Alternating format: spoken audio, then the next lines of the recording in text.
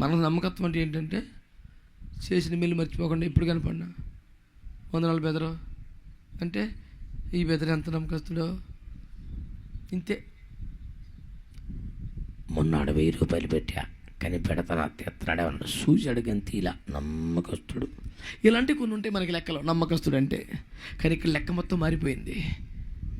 వారికి తలా ఒక తలాంతరం ఇచ్చి దూరదేశానికి వెళ్ళేటంటే రాజ్యమును సంపాదించుకొని తిరిగి వచ్చినప్పుడు, నానా మీరు ఎంత సంపాదించ చూస్తాను రండి రాలని లెక్కలు పట్టుకొని రమ్మంటే ఒకడు అన్నాడంట, అయ్యా మీరు ఇచ్చిన ఈ మీనాతో 10 మీనాలు సంపాదించాను అయ్యా అన్నాడంట. ఓ వెరీ గుడ్, సామర్థ్యము గలవాడము నీవు, you are capable person, wonderful అనాలిగా. నువ్వు నమ్మకస్తుడరా, శబాష్ అన్నాడంట. స్తోత్రం. ఇప్పుడు నమ్మకత్వం అంటే ఏంటి మరి? నీకిచ్చిన తలాంతును 10 తలాంతులు చేస్తే దాని పేరు నమ్మకత్వం.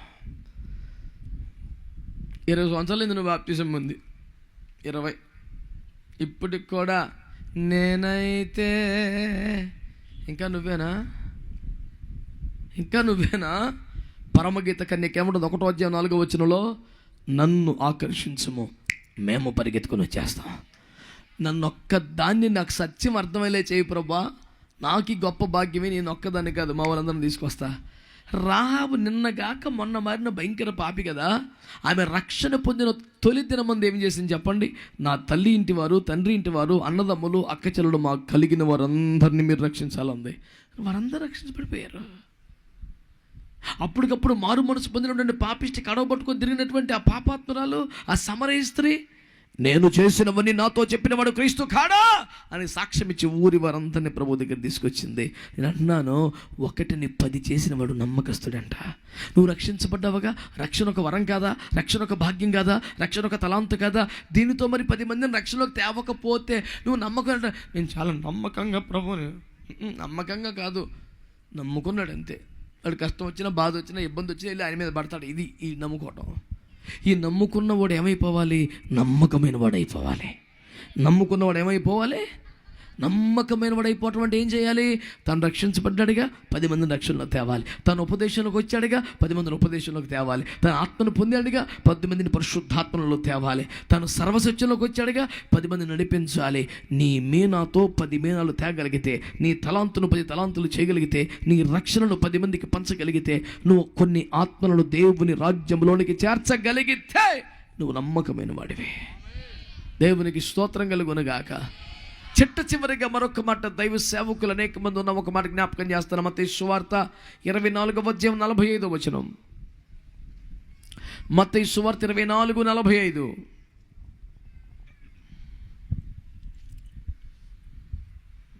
యజమానుడు తన ఇంటి వారికి తగిన వేళ అన్నము పెట్టుటకు వారి పైన ఉంచిన నమ్మకమైన వాడును. స్తోత్రం చెప్పండి ఒకసారి. హల్లెలూయా. తన ఇంటి వారికి తగిన వేళ అన్నము పెట్టువాడే నమ్మకమైన వాడు. ఆమేన్ చెప్పండి. ఈ మాట మీకెందుకు చెప్తాను అనుకుంటున్నారా? తగిన వేళ అన్నము అనండి.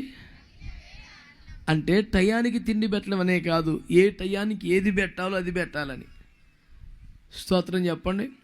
98వ సంవత్సరం ఫిబ్రవరి నెలలో మొట్టమొదటిసారి నేను శ్రీకాకుళం జిల్లాలో కంబర అనే ఒక చిన్న గ్రామానికి వెళ్ళాను. మొట్టమొదటిసారి ఆ ప్రాంతానికి వెళ్ళడం. మంది ఏలూరు ఈ ప్రాంతంలో ఉన్నాం, దేవుడు పిలిస్తే వెళ్ళాం.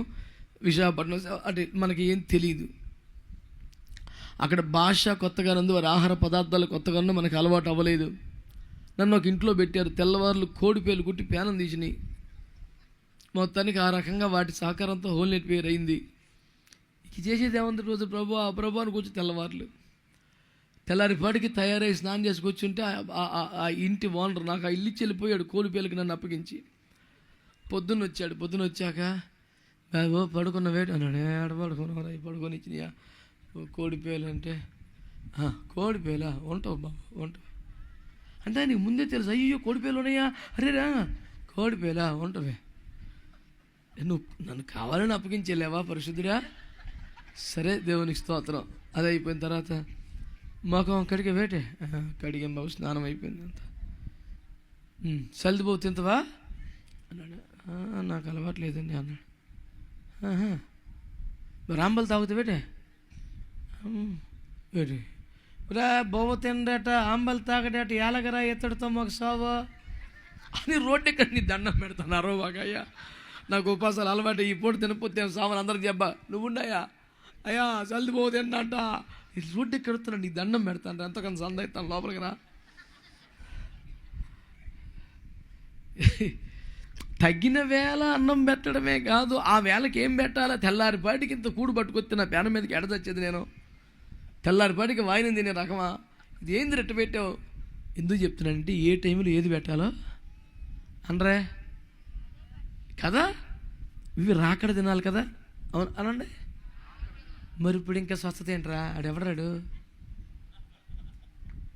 ఏం పెడుతున్నావరా పెండ్లి కుమార్తె సంఘమరా సిద్ధపడాలి నానా ఎత్తపడాలయ్యా నీ దండం పెడతా ఇది తయారు చేయవలసిన వేళ సిద్ధపరచాలి రాకడ గడియలో నువ్వు ఇంకా మరి ఆదరణ మరి ఆ విధంగా టచ్